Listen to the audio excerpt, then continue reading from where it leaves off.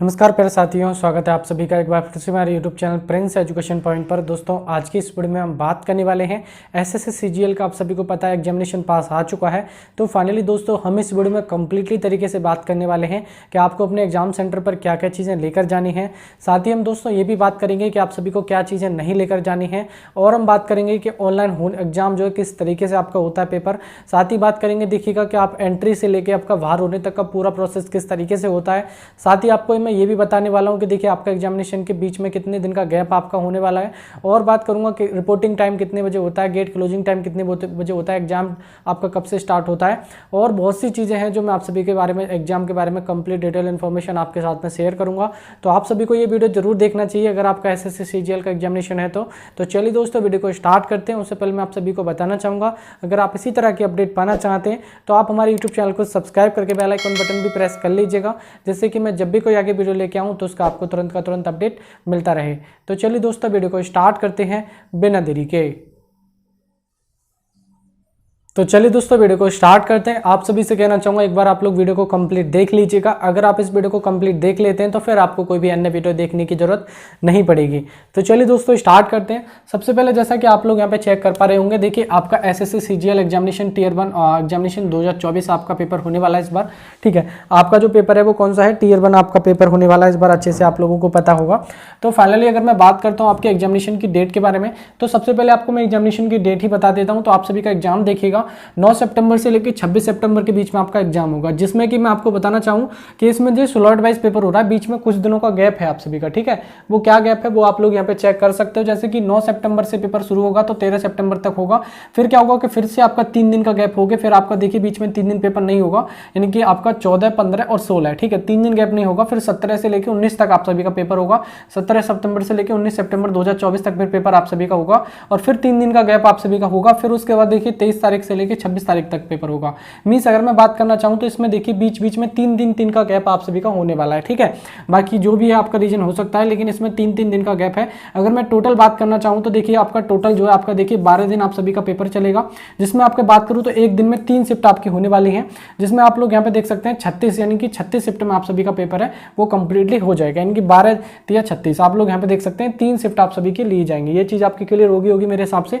अब हम बात कर लेते हैं, देखिए आप लोग यहाँ पे चेक कर सकते हैं टाइमिंग के बारे में। ठीक है, थोड़ा सा मैं टाइमिंग के बारे में डिस्कस कर लेता हूं कि रिपोर्टिंग टाइम वगैरह शिफ्ट वगैरह कैसे क्या है, तो ये चीजें आप लोगों को मैं बता देता हूं। ठीक है ना, तो आप लोग जैसा कि यहाँ पे चेक कर सकते हो, ये आपको अच्छे से दिख रहा होगा। यहाँ पे आप लोग देख लीजिएगा। पहली शिफ्ट में बात करना चाहूंगा मैं आप सभी को। ठीक है, पहली शिफ्ट में अगर मैं देखना चाहूँ तो यहाँ पे पहली शिफ्ट का जो रिपोर्टिंग टाइम है, ठीक है, ये होता है आपका रिपोर्टिंग टाइम। रिपोर्टिंग टाइम क्या होता है? रिपोर्टिंग टाइम का मतलब है कि आपके इस टाइम पे आप रिपोर्ट करेंगे, इस टाइम पे आपकी एंट्री जो है स्टार्ट हो जाएगी। ठीक है ना, तो आपकी पहली शिफ्ट की जो एंट्री है वो आपके 7:45 के सुबह के AM से 7:45 AM से स्टार्ट हो जाएगी, और आप सभी की जो गेट जो बंद हो जाएगा, यानी गेट क्लोजिंग टाइम, यानी कि गेट उसके बाद आपका नहीं खुलेगा, फिर उसके बाद आपकी एंट्री नहीं होगी। कितने बजे तक?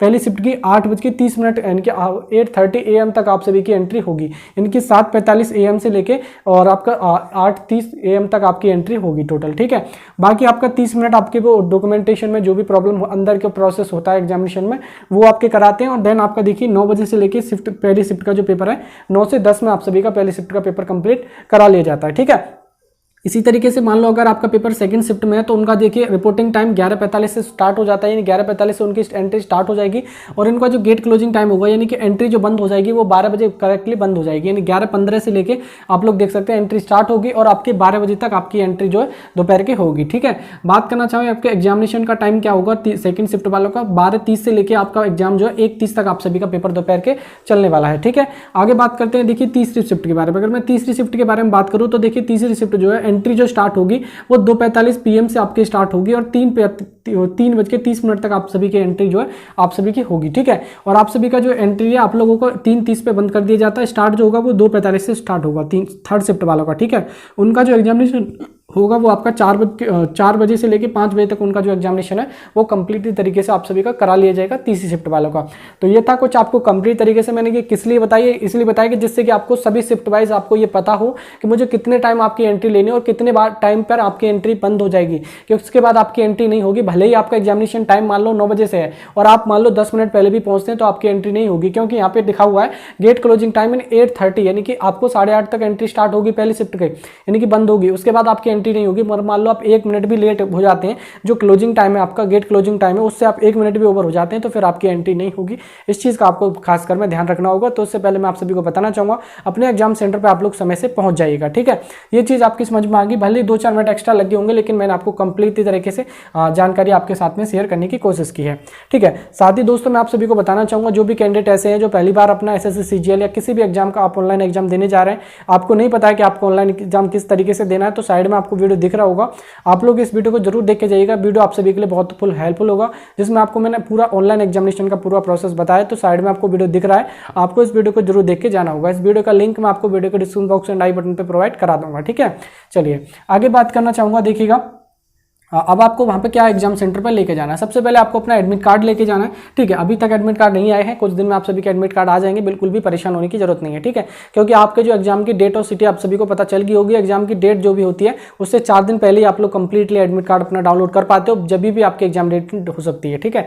मान लो किसी कैंडिडेट का एग्जाम मान लो लास्ट डे है 26 तारीख को, तो उसका जो एडमिट कार्ड होगा वो 22 तारीख को आएगा। यानी एग्जामिनेशन डेट से 4 दिन पहले आप लोगों का कंप्लीट एडमिट कार्ड आता है। एडमिट कार्ड के बारे में बताना चाहूँगा, आप अगर चाहते हैं कि मुझे कलर प्रिंट आउट निकलवाना है तो आप कलर प्रिंट आउट निकलवा सकते हैं, नहीं तो आप चाहें तो इसका black and white print out भी निकलवा सकते हैं। ये आपकी सुविधा के ऊपर डिपेंड करता है कि आप कैसा प्रिंट आउट निकलवाना चाहते हैं, लेकिन निकलवाएंगे कोई दिक्कत नहीं, जैसा चाहे वैसा लेसा है, एक ही आपको लेके जाना, अन्यथा नहीं लेके जाना। साथ ही मैं आपको ये भी बताना चाहूँगा, क्योंकि एडमिट कार्ड में काफ़ी पेज आते हैं, 5-6 पेज आते हैं, तो क्या सारे निकलवाने? सारे नहीं निकलवाने, केवल जो पहला पेज होता है जिस पर आपकी इन्फॉर्मेशन होती है, ठीक है, वो पेज निकलवाना, बाकी जो और कोई भी इन्फॉर्मेशन वाला पेज अन्यथा नहीं निकलवाना, ठीक है। और अगर मैं बात करूँ, अगर आपके self declaration form admit card के नीचे आता है तो आप निकलवाइए, नहीं आता तो कोई भी जरूरत उसमें नहीं पड़ती, ठीक है ना। सेल्फ डिक्लेरेशन फॉर्म में आपको नाम, रोल नंबर, आपका एग्जाम सेंटर, शिफ्ट वगैरह ये सारी चीजें भरनी होती हैं, वो आसानी से आप लोग उसको भर सकते हो। क्या ये मैंडेटरी है? बिल्कुल मैंडेटरी नहीं है। आपको अगर आप एडमिट कार्ड के नीचे आता है, अगर आपका मन है तो आप ले जा सकते हैं, नहीं तो कोई भी मैंडेटरी नहीं है। ये आपके ऊपर डिपेंड करता है कि आपका एडमिट कार्ड आपके रीजन में आता है नहीं।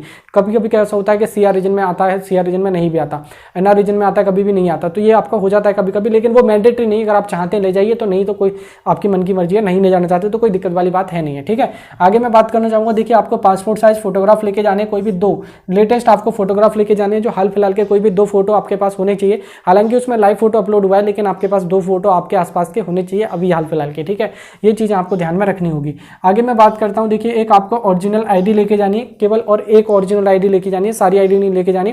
फोटो कॉपी आपकी अलाउड नहीं है, यानी कि जेरोक्स आपकी अलाउड नहीं है। यहाँ पे आपको केवल एक ओरिजिनल आईडी लेके जानी है, जिसमें आपकी सारी डिटेल एकदम सही हो, जिसमें आप अपना आधार कार्ड ले जा सकते हो, पैन कार्ड ले जा सकते हो, वोटर आईडी ले जा सकते हो, पासपोर्ट ले जा सकते हो, ड्राइविंग लाइसेंस ले जा सकते हो, या फिर आप अपनी 10th की मार्कशीट ले जा सकते हो।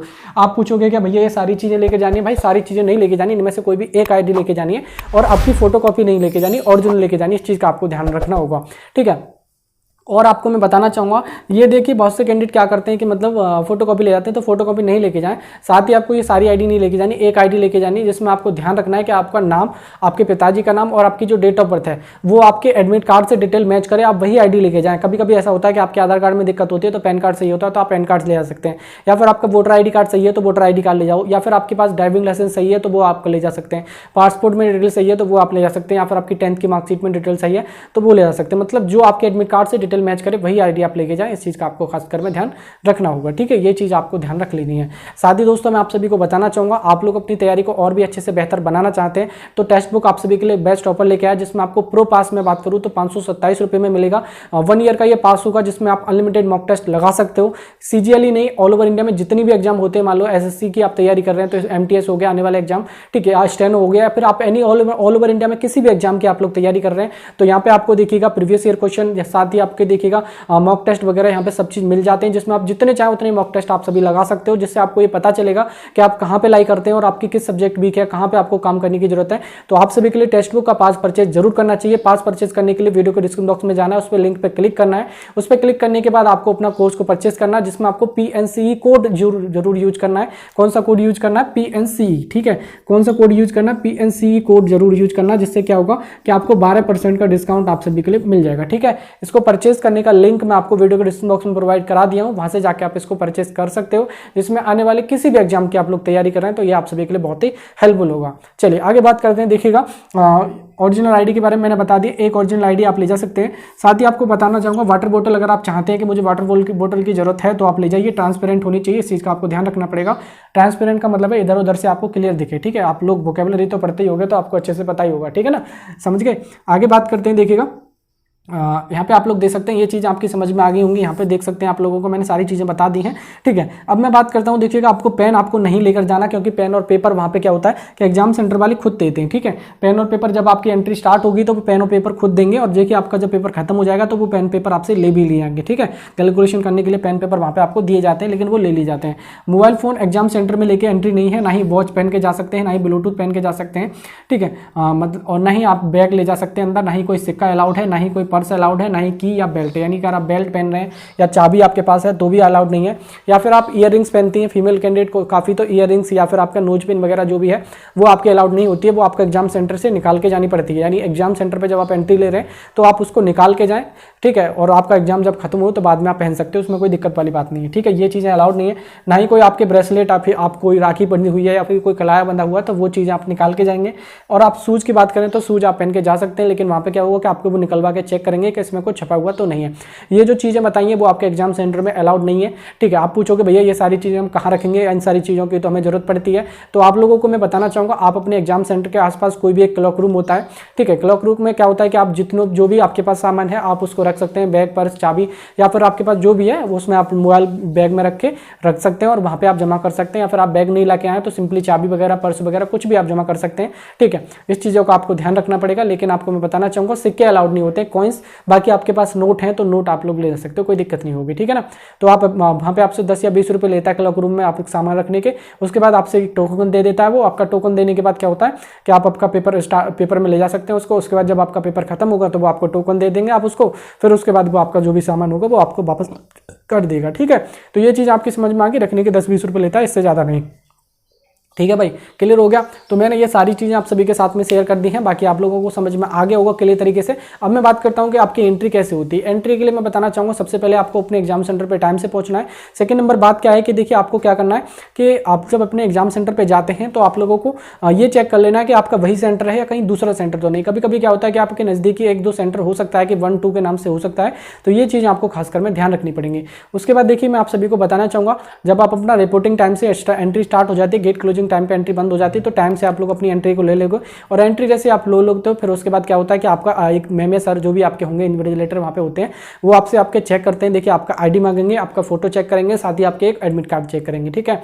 ये चीज़ें चेक करने के बाद आपसे वो बोलते हैं कि आप आगे चले जाओ। आगे जाने के बाद क्या होता है कि आपकी पूरी बॉडी का चेकअप किया जाता है, जिसमें आपको वो चेक करते हैं कि कहीं आपके पास कोई नकल की चीज़ें छिपी तो नहीं है, कोई कागज़ वगैरह कोई अन्य ऑथराइज चीज़ तो नहीं है, ठीक है, अनऑथराइज चीज़ तो नहीं है कोई ऐसी, तो वो चीज़ें आपको निकलवा देते हैं अगर आपके पास कोई है तो, ठीक है। वो चीज़ें चेक करने के बाद क्या होता है कि आपकी एंट्री अंदर भेज देते हैं। उसके बाद एक डेस्क होती है, ठीक है। उसके बाद क्या होता है कि आपका वहाँ पे आपको क्लियर तरीके से वो अपना स्कैन करते हैं और बता भी देते हैं कि इस सीट पे आपका इस रूम में आप लोग चले जाओ, उस रूम में आपका एग्जाम है। नहीं तो आपको देखिए क्या होगा कि इस बार आपका क्या हो गया, इस टाइम से ही अभी कुछ 1-2 महीने से हुआ है पहले से सिलेक्शन पोस्ट एग्जाम से, जिसमें आपको एक लिस्ट भी लगा देते हैं कि आपका इतने रोल नंबर से लेकर इतने रोल नंबर के बीच इस रूम में जाना है। और मान लो रोल नंबर 1 से लेकर 50 के बीच 1 नंबर रूम है, 51 से लेकर 100 के बीच 2 नंबर रूम है। इस तरीके से आपका जो भी रोल नंबर के हिसाब से उतना आप लोग अपना देख लीजिएगा लिस्ट वहाँ पे। उसके बाद वो बता देते हैं कि इस रूम में आप लोग चले जाओ। जाने के बाद आप जैसे इंटरव्यू गेट पे घुसते हो तो बाद आपका क्या होता है कि वेरिफिकेशन होता है। वेरिफिकेशन में क्या होता है कि आपके देखिएगा एक आपका वेरिफिकेशन में आपका एक पासपोर्ट साइज फोटोग्राफ लिया जाता है, लेफ्ट थंब इंप्रेशन लगाया जाता है आप सभी का, साथ ही आपके एक सीट पे सिग्नेचर कराए जाते हैं। उसके बाद आपको एक सीट नंबर आपके एडमिट कार्ड पे लिख दिया जाता है। एडमिट कार्ड पे लिखने के बाद आपका क्या होगा कि आपको उस सीट पे जाके बैठ जाना। उसके बाद आप सभी का पेपर स्टार्ट हो जाता है। जो भी आपका इन्विजिलेटर होते हैं वो सारा प्रोसेस बताते रहते हैं, उनके अकॉर्डिंग आपको कर लेना है। रोल नंबर पासवर्ड आपको डालना है। डालने के बाद आपको लॉगिन बटन पर क्लिक करके आप अपना एग्जाम स्टार्ट कर सकते हैं। एक कमीशन कॉपी देते हैं, उस कमीशन कॉपी को अच्छे से भरना। नहीं दिक्कत आप भर पाते हैं तो आप लोग क्या करेंगे कि इन्विजिलेटर जो भी होते हैं वहाँ पे मेमे सर, उनसे आप पूछ सकते हो, उसको करके भर सकते हो। उसके बाद आप सभी का पेपर स्टार्ट हो जाता है। वो बोलते हैं स्टार्ट द एग्जाम पे क्लिक करो। पेपर स्टार्ट होने के बाद आपका टाइमिंग चलता रहता है 59 मिनट सेकंड से टाइमिंग स्टार्ट हो जाएगा। 0 मिनट जैसे ही खत्म हो जाता है उसके बाद आपका पेपर बंद हो जाता है। पेपर खत्म होने के बाद ऑटोमेटिकली आपको बोलते हैं कि आप सबमिट पे क्लिक कर दीजिएगा। सबमिट पे जैसे क्लिक कर देंगे तो उसके बाद आपका क्या होगा कि 1 बाय 1 फिर से बोलते हैं कि आप लोग क्या करें कि दोबारा से आप लोग अपना वेरिफिकेशन कराइए। जैसे पहले टाइम पे फर्स्ट टाइम वेरिफिकेशन कराते हैं आप लोग, इसी तरीके से आपको दोबारा से आपको वेरिफिकेशन कराना पड़ता है, ठीक है। तो उसके बाद आपका फिर से वेरिफिकेशन होता है और एक एक करके क्या करते हैं वो फिर सभी कैंडिडेट को जो है आउट कर देते हैं, ठीक है। तो इस तरीके से कंप्लीट प्रोसेस होता है। मैंने आप सभी को कंप्लीट इन्फॉर्मेशन शेयर करने की कोशिश की है। तो आई होप आपको क्लियर तरीके से सारी जानकारी समझ में आ गई होगी। कोई भी दिक्कत है आपको कमेंट बॉक्स में पूछ सकते हो। मैंने आपको सारी इन्फॉर्मेशन दे दी है वैसे तो, ठीक है। इस चीज़ का आपको खासकर ध्यान रखना है कि देखिए आपको अपना एक ओरिजिनल एडमिट कार्ड कार्ड, एक ओरिजिनल ID, फोटो, ये चीज़ आपको जरूर मैंडेटरी है एग्जाम हॉल में लेके जानी है, ठीक है। बाकी चीज़ें अगर आप नहीं भी ले जाते हैं तो कोई दिक्कत वाली बात नहीं है, ठीक है। तो मैंने आपको पूरा इन्फॉर्मेशन आपके साथ में शेयर कर दिया है। आई होप आपको अपडेट अच्छा लगा होगा, जानकारी आपको अच्छी लगी होगी। जानकारी अगर आपको अच्छी लगी तो दोस्तों प्लीज़ वीडियो को लाइक कर दीजिएगा, शेयर अपने यार दोस्तों में कर सकते हैं दोस्तों। इसी तरह की अपडेट अगर आप पाना चाहते हैं तो आप हमारे यूट्यूब चैनल को सब्सक्राइब करके भी बेल आइकन बटन प्रेस कर लीजिएगा, जिससे कि मैं जब भी कोई आगे वीडियो लेके आऊँगा तो उसका आपको तुरंत का तुरंत अपडेट मिल पाए। चलिए दोस्तों, बाकी मिलते किसी नेक्स्ट वीडियो में, तब तक के लिए जय हिंद एंड वंदे मातरम।